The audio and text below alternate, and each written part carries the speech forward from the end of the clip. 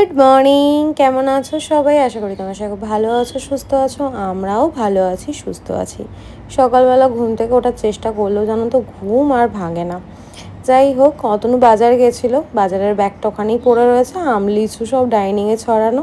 দিদি মাছ ধুয়ে সব সিঙ্কের পাশে রেডি করে রেখে গেছে, ওগুলো পরে আমি ফ্রিজে তুলে রাখবো।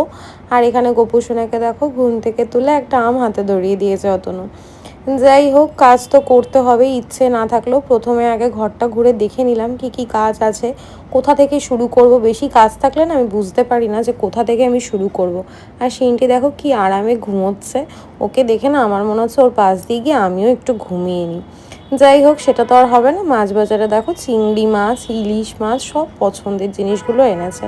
এখানে আছে রুই মাছ, মাছের তেলও এনেছে। আর এনেছে দেখো লোটে মাছ, এটা আমার খুব একটা ভালো লাগে না, মা করলে খুব ভালো লাগে, বাট এমনি আমি খুব একটা ভালো খাই না।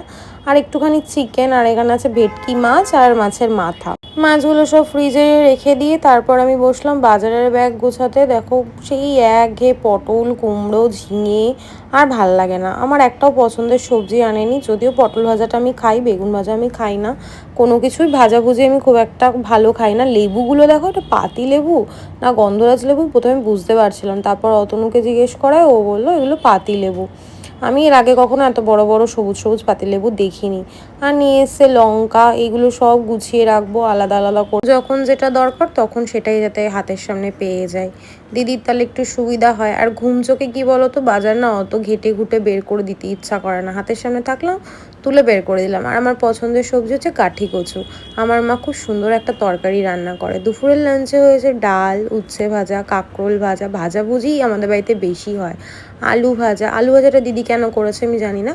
আর একদম পাতলা ট্যালট্যালে ওই রুগীর ঝোলের মতো মাছের ঝোল, এটা আমার ভীষণ ভালো লাগে খেতে। দেখতে অত ভালো হয় না, কিন্তু খেতে ভীষণ টেস্টি হয়। আমি এদিকের কাজ গোছাতে গোছাতে সিনটি দেখো ঘুম থেকে উঠে স্নান টান করে ফ্রেশ হয়ে গেছে, ওকে লাঞ্চ দিয়ে দিয়েছি। তারপর লাঞ্চ করে মেয়ে আমার লিচু খাচ্ছে। লিচুটা ছাড়িয়ে রেখেছিলাম যাতে সুবিধা হয়, ছাড়াতে হবে আবার খেতে হবে, অনেক কষ্ট। আর এখানে দেখো না লিচু খেয়ে খুব আনন্দ, কিন্তু লিচুগুলো ভীষণ টক ছিল। আমিও স্নান টান করে ফ্রেশ হয়ে নিয়েছি। স্নান করার পর কী যে শান্তি, একটা বড় কাজ যেন কমপ্লিট হয়। তারপর সন্ধে হয়ে গেছে, সন্ধ্যের সময় সিনটি গোপু সোনাকে দেখো খেতে দিচ্ছে। খেতে দিয়ে প্রণাম করে তারপর ঠাকুরের বাটাগুলো নামিয়ে রাখে। আমরা দুপুরবেলা খাওয়া দাওয়ার পর একটা ঘুম দিই, ঘুমের পর না আমার আর কিচ্ছু করতে ইচ্ছা করে না। আর সিনটি এই বয়স থেকেই না ভীষণ ঠাকুরের প্রতি নেয়, পুজোর কাজ করতেও ভীষণ পছন্দ করে। যাই হোক, দেখো আমাদের সন্ধ্যের টিফিন চলে এসছে। অনেক দিন পর সিনটি বায়না করছিল একটু চাউমিন খাবে। দিদিকে বলেছিলাম সকালে করে দিতে, করে দিয়েছে, কিন্তু বাবু সেই চাউমিন খাবে না, বাইরের চাউমিনই খাবে। তাই দুটো প্লেটে রেডি করে রাখলাম, একটা অতনুর জন্য রেখে দিলাম আর একটা সিনটি আর আমি দুজনে মিলে খেয়েছি। এই স্যালাড দেওয়া প্লেটটা আমাদের, আমি আর মেয়ে খেয়েছি, আর ওরটা রেখে দিয়েছি। অতনু এসছে, ও চাউমিন খেলো, তারপর দেখো শুয়েছে। তারপর মেয়ে মাসাজ করে দিয়েছে। এর পিছনে কিন্তু একটা কারণ আছে, শুধু শুধু মাসাজ করছে না। মাসাজ করার কি কারণ তোমরা একটু পরেই সেটা দেখতে পাবে। পাপাকে মাসাজ করা কমপ্লিট, এবার এসছে আমাকে মাসাজ করবে। আমি যদিও করাইনি, কারণ করালেই তো টাকা দিতে হবে, এই হচ্ছে মেন কারণ। মাসাজ করালে 500 টাকা দিতে হবে। টাকা পেয়ে তো মেয়ে আমার দারুণ খুশি, এই টাকাটাই ও পিগি ব্যাংকে জমাবে। আমার বাপু টাকাও নেই, আমি তাই মাসাজও করাইনি।